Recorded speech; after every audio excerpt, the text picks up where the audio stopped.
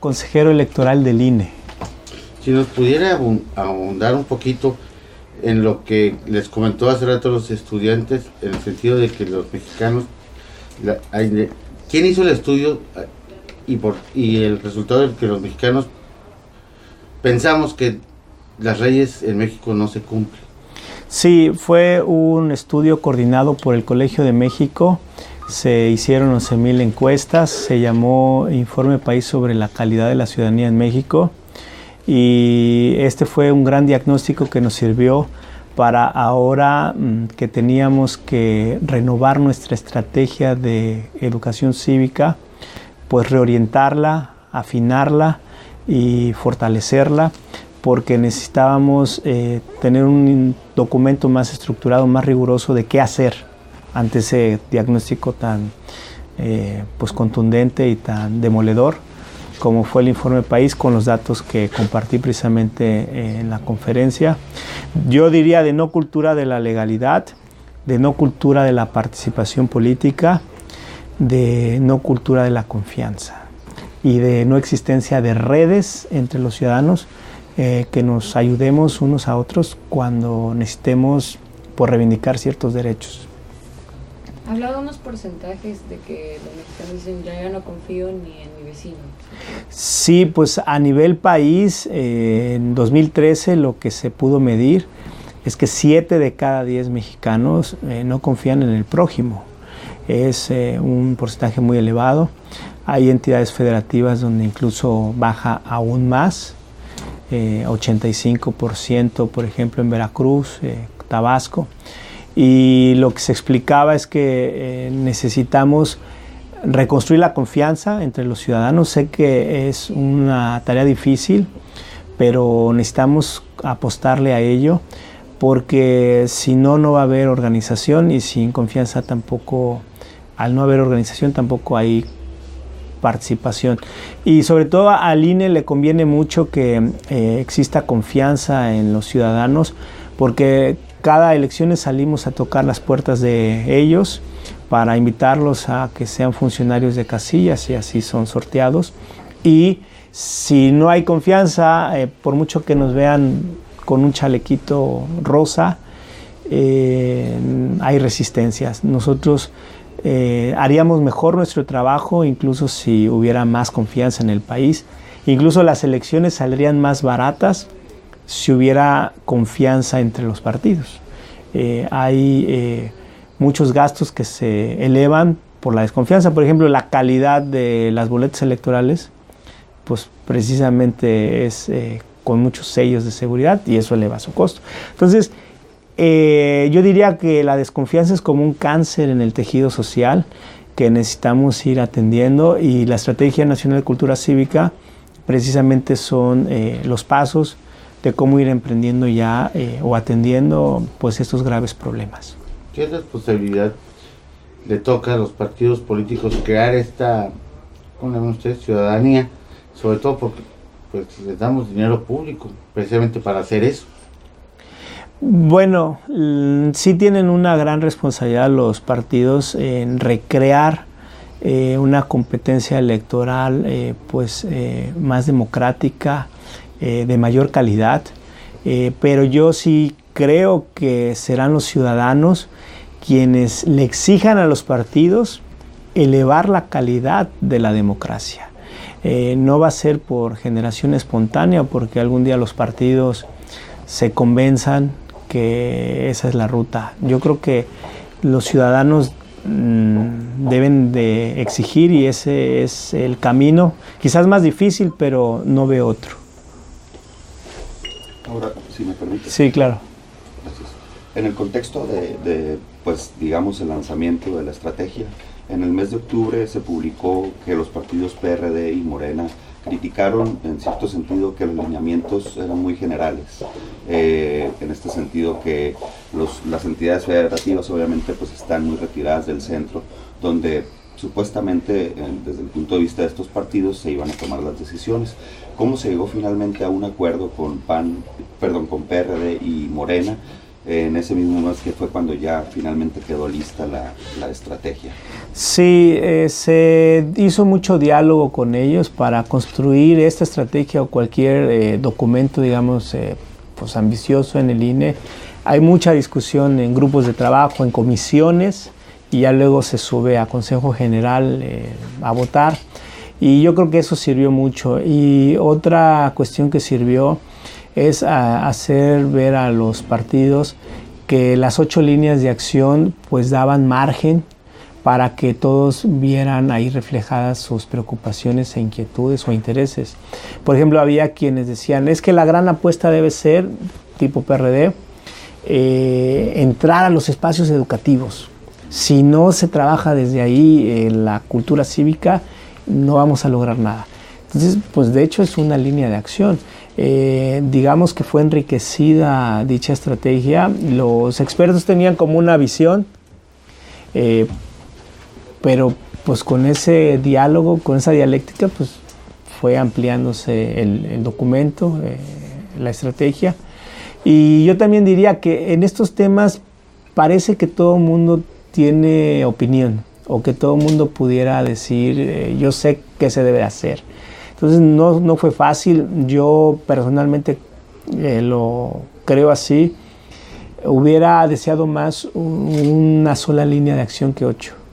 Y esa línea de acción hubiese sido la cultura de la legalidad, que me parece transversal, me parece definitoria, me parece hoy por hoy crucial para nuestro país ser más un Estado de Derecho. Pero bueno, ahí está, como línea de acción, no importa que al final del día también haya otras.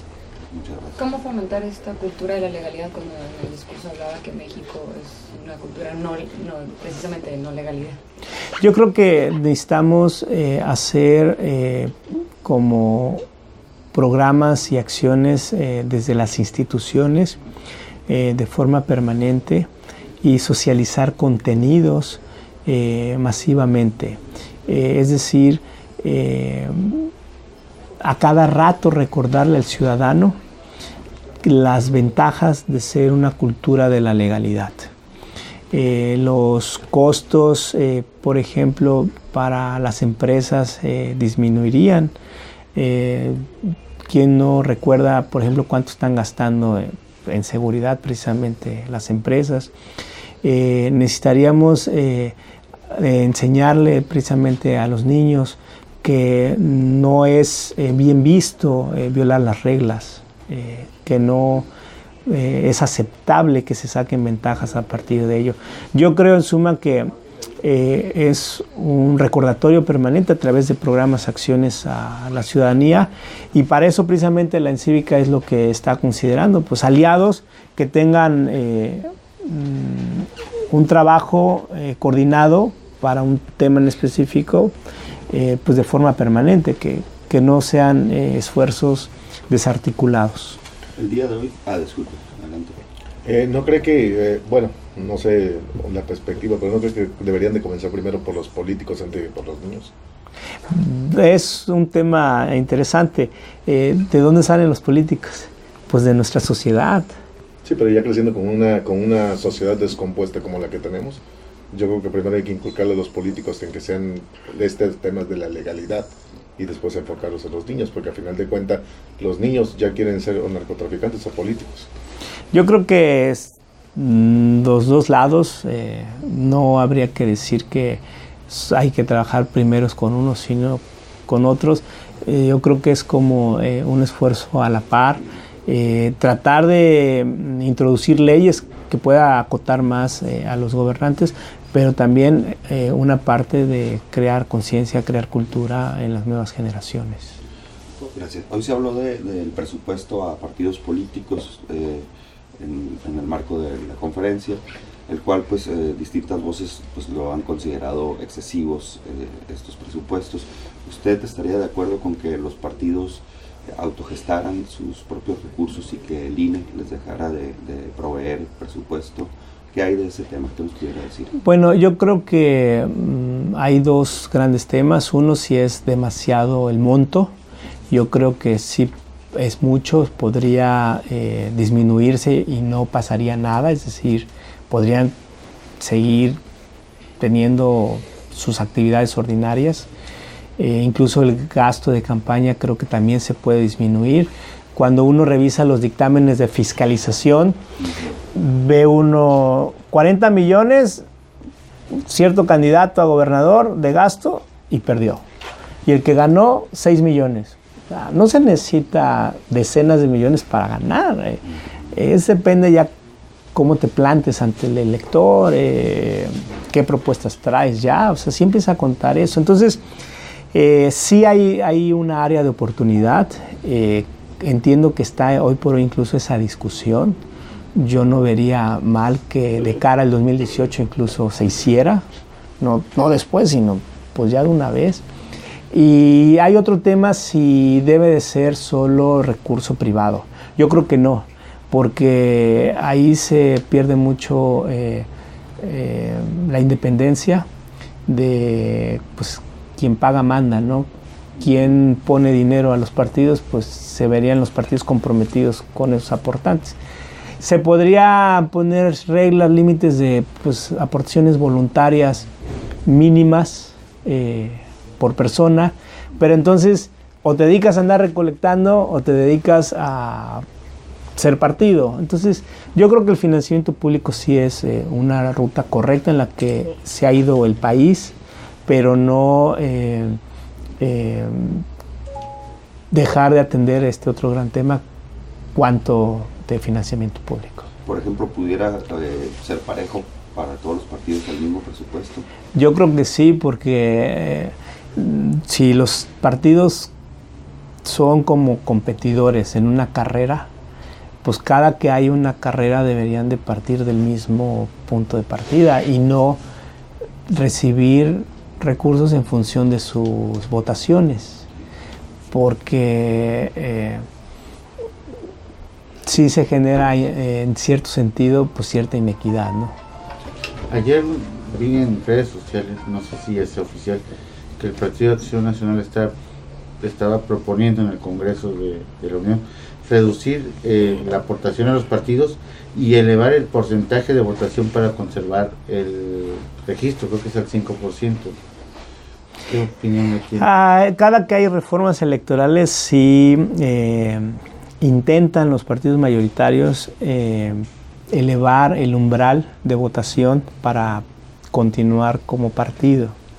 Yo creo que no deberíamos como país seguir elevando ese umbral, porque si no se va a correr el riesgo que realmente estén canceladas las posibilidades del acceso a la competencia electoral, es decir, que sea sumamente difícil ser partido. Yo creo que se debe de buscar un justo medio en el que, así como el electorado decide quién sale, porque pensemos en el 2015, el Partido Humanista pues desapareció, así también los ciudadanos sean los que digan cuánto se requiere para llegar a ser partido, para entrar y para salir, pero no los partidos mayoritarios pues poniendo esas reglas tan estrictas a los partidos minoritarios. En el caso particular de Tijuana, en la elección del año pasado vimos, o se comentó mucho el hecho de que fuera más sencillo registrarse como partido a las candidaturas independientes, sobre todo por la recolección de firmas. ¿No cree que pudiera ser una opción participar como independiente en lugar de mantener el partido los 3 años? Bueno, ahí depende cómo se quieran ver las cosas, también depende el tipo de cargo. Hay municipios muy pequeños que para ser independiente pues se recolectan las firmas de forma relativamente fácil o más rápida. Depende, lo que sí creo es que en términos generales la figura de los independientes se va consolidando y que sí es cierto que los requisitos que se les plantearon en su primera camada o aparición, sí, o su primera regulación más bien, fueron excesivos. Ahí hay muchos precedentes del Tribunal Electoral, como iban diciendo, esto es inconstitucional porque si lo mantenemos como requisito, pues simplemente no va a poderse ser partido político. Perdón, candidato independiente. Hay ejemplos de Puebla, con una candidata a gobernadora del año pasado, donde no solo le pedían un número de firmas, sino al interior de cada distrito un porcentaje. Y luego que del total de municipios tuviera firmas en ese porcentaje. O sea, muchas reglas al interior de otras reglas, ¿no? Entonces, 3% no importa de dónde provengan las firmas. Si del municipio 20 o del municipio 30. Entonces, sí hay mucha disparidad, pero ya poco a poco se está mejorando esa equidad entre independientes y partidos. ¿Su opinión respecto al tema del fuero, en un contexto de la impunidad de políticos que desalienta precisamente la participación en la cultura cívica? Bueno, yo creo que sí es necesario que exista un mecanismo pues de protección para que en un contexto de disputa política el servidor público no tenga esa incertidumbre o ese problema de estar siendo afectado, pero también no debe de servir pues para la impunidad. Por supuesto que debe permanecer la figura del fuero en el país, pero debe de hacerse ágil el procedimiento para que si alguien es acusado con pruebas, pues el fuero no le sirva para evadir la justicia. Que sea un procedimiento expedito, pues el de desafuero, ¿no? No caería yo en esa postura, en decir que es uno de los males. Yo incluso creo que estadísticamente, si se revisa, ahí no está el problema. El problema es en los controles, en las rendiciones de cuenta, como gobernantes. Yo creo que ahí es donde tenemos que trabajar como país. Muy bien. Próximamente vamos a invitar